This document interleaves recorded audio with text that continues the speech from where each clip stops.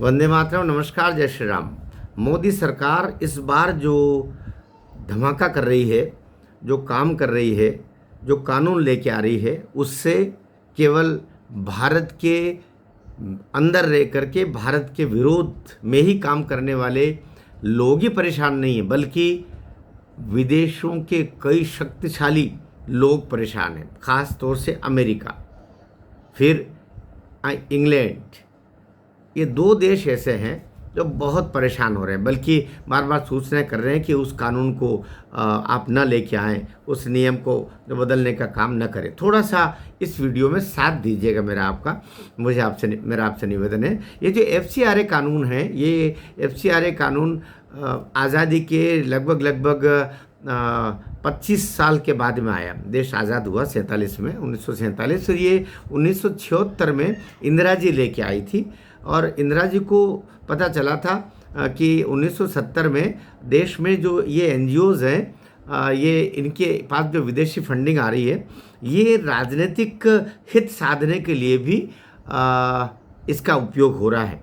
और उनके जनता का मूड बनाने के लिए भी कई सारे काम कुछ NGO जैसे कर रहे हैं। तो उन्होंने 1976 में पहली बार इसमें कुछ ऐसा नियम लेके आए जिसको FCRA बोलते हैं। FCRA मतलब फॉरेन कंट्रीब्यूशन रेगुलेटरी एक्ट, अर्थात विदेशी धन विनिमय कानून। ऐसा करके कि भाई विदेश से जो पैसा आएगा, आखिर कोई तो तरीका होना चाहिए ना, उसको NGOs को खास से प्राप्त हो रहा, तो उसके कुछ तो नियम बनाने पड़ेगा। तो नियम बनाए, ये हो गया ताकि उनका उद्देश्य सेवा का कार्य हो, कोई दिक्कत नहीं, लेकिन आपके उद्देश्य अगर गलत हैं तो वो सरकार की दृष्टि में आ जाएगा। लेकिन ये कानून बना करके छोड़ दिया।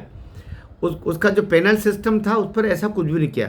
फिर 2010 में वापस UPA सरकार ही आई, मनमोहन सरकार, अर्थात सोनिया गांधी की सरकार, ये भी कह सकते हैं। उन्होंने NGO को ये कर दिया कि NGO गृह मंत्रालय से परमिशन लेगा या उसका रजिस्ट्रेशन कराएगा, तभी जा कर के वो फॉरेन का पैसा वो ले सकते हैं।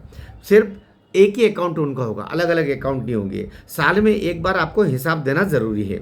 और राजनीतिक काम, चुनाव, न्यूज़ मीडिया, विदेशी पैसा बैन रहेगा इन कार्यों के लिए। ये हो गया।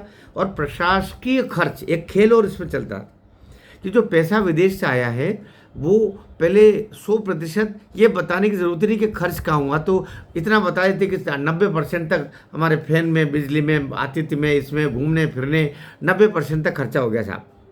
तो अब ये कर दिया था उसमें 2010 में कि 50% तक आप प्रशासनिक खर्च कर सकते हैं, बाकी तो आपको सेवा काम पे लगाना पड़ेगा।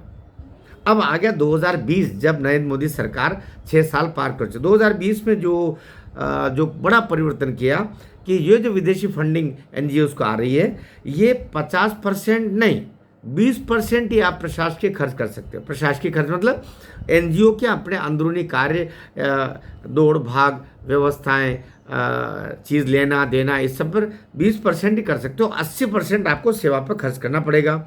और सबसे बड़ा परिवर्तन किया, सब डोनेशन बंद कर दिया। सब डोनेशन से मतलब होता था, खेल ये होता था कि एक NGO ने फंड ले लिया और फिर यहाँ के उन NGOs को जो उससे जुड़े रहते हैं या जुड़े ना भी रहो, तो आपसे तालमेल के साथ में जो भी होता है, कमीशन के आधार पर जो भी, वो पैसा दूसरे NGOs को जो विदेशी फंडिंग लेने के लिए पात्र नहीं थे, रजिस्टर्ड नहीं थे, उनको ट्रांसफ़र ये NGO कर दिया करते थे और वो पैसा समाहित हो जाता था और इस तरह बंदर बांट हो जाती थी। ये 2020 में नरेंद्र मोदी सरकार ने उस तरीके से पैसा बांटने की उस जो ट्रेडिशन चल रहा था उसको समाप्त करके कर दिया कि सब डोनेशन बैन रहेगा। अर्थात एक NGO जो विदेशी फंडिंग लेता है वो दूसरे NGO को पैसा नहीं दे सकता।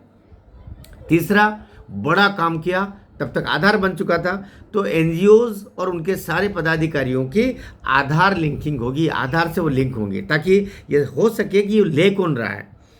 फिर इसमें जो पब्लिक सर्वेंट को मना कर दिया गया। पहले पब्लिक सर्वेंट ही अपने NGO बना लिया करते थे और विदेशी फंडिंग ले रहे थे। तो पब्लिक सर्वेंट, जज, MP, MLA ऐसी फंडिंग और ऐसा NGOs के अंदर रह करके ये कार्य नहीं कर सकते। ये बड़ा काम हुआ।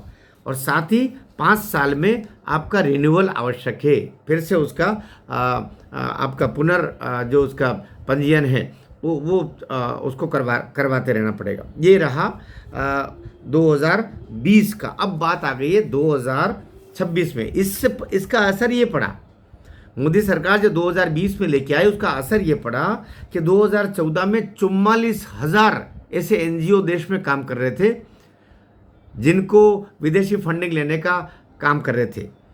ये घट करके 2024 में 16,000 रह गए। 16,000 केवल रह गए, यानी कि एक तरीके से 65% एनजीओ ख़त्म हो गए। या तो उन्होंने खुद ही अपना सरेंडर कर दिया या उनका सरकार ने रद्द कर दिया।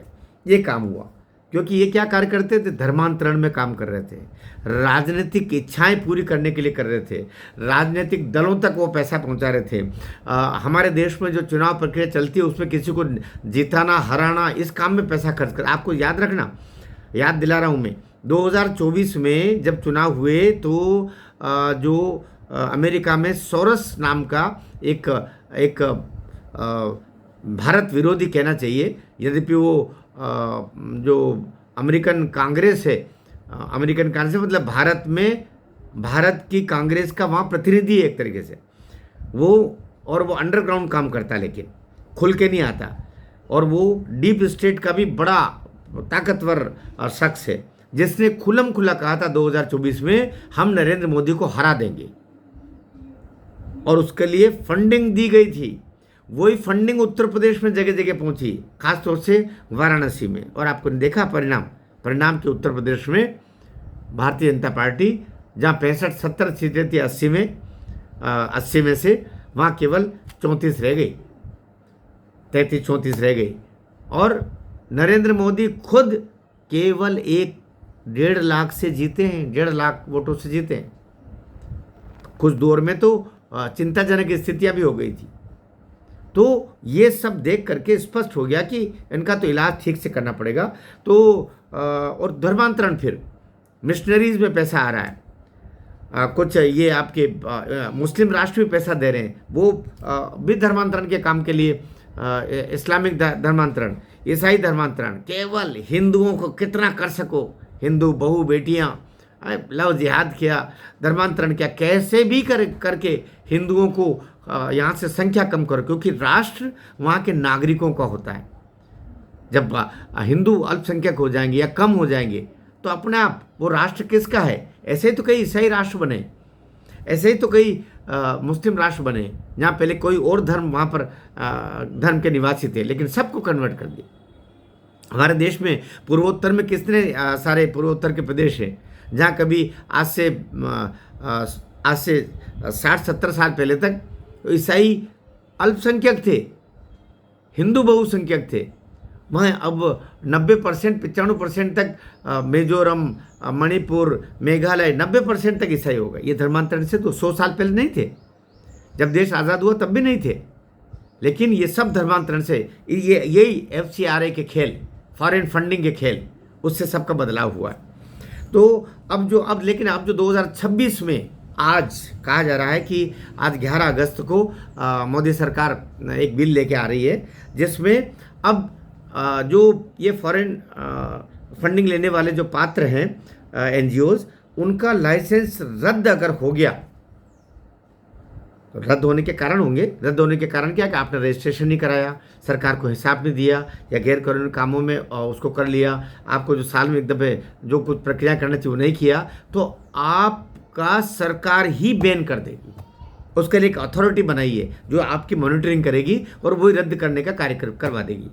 और ये प्रदेश की सरकारें भी इस कार्य को कर सकती है, लेकिन वो केंद्र सरकार की अनुमति से ही ये होगा, अर्थात केंद्र का सुपरविजन, क्योंकि पैसा तो केंद्र ही अनुमति देगा ना, क्योंकि फॉरेन से पैसा आ रहा है। तो उन पर पूरी मॉनिटरिंग अब केंद्र सरकार की रहेगी। राज्य सरकार इसमें प्रस्ताव दे सकती है, लेकिन केंद्र ही सब कुछ तय करेगी। और अब एक ही बैंक में उनका ऐसे NGO का खाता होगा, और उसकी में से 10 लाख मिनिमम आपको सेवा कार्य पर खर्च करना पड़ेंगे। आपका जो भी पैसा आ रहा है 10 लाख मिनिमम खर्च करना पड़ेंगे, अर्थात अगर 10 लाख तक भी आपकी फंडिंग नहीं आ रही है तो भी फिर आपका वो बैन हो जाएगा। तो बहुत सारे इसमें किंतु परंतु डाले हैं, और अब जो रहेगा डोनर का नाम बताना पड़ेगा आपको। जब विदेश में पैसा भेज रहे हैं वो कौन भेज रहा है, डोनेशन देने वाले का नाम बताना पड़ेगा, रिटर्न आपको दाखिल करना पड़ेगा। तो ये सारी जो चीज़ें हैं, और साथ ही आप राजनीतिक उद्देश्यों के लिए, धर्मांतरण के लिए, और ये प्रोटेस्ट अभी हुआ था ना दिल्ली में, प्रोटेस्ट कहते हैं ना 9 करोड़ 40 लाख रुपए उसमें आए हैं। तो जो हमारे देश में प्रोटेस्ट होते हैं, जो भी आंदोलन होते हैं, उसमें NGOs जो फॉरेन फंडिंग के लिए रजिस्टर्ड है, उनका पैसा वो उस पर नहीं लगा सकते, अन्यथा उनकी मान्यता और रजिस्ट्रेशन रद्द हो जाए। तो ये बड़े परिवर्तन हैं। वीडियो थोड़ा 10-11 मिनट का हो गया, लेकिन मैं चाहूँगा कि आप इसको पूरा आपने देखा ही होगा, तभी तक ये मेरे आखिरी शब्द सुन रहे हैं। मैं आपसे प्रार्थना करूँगा, मेरे चैनल पर नए हैं तो सब्सक्राइब ज़रूर कीजिएगा।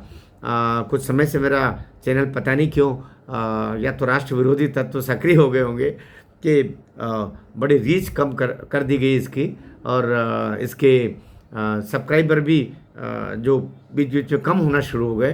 तो कुछ न कुछ तो षड्यंत्र, जो क्योंकि हम तो राष्ट्रभक्त लोग हैं और सनातन की सेवा और राष्ट्र की सेवा के लिए ये चैनल है, तो हो सकता इसमें काम ऐसा चल रहा हो।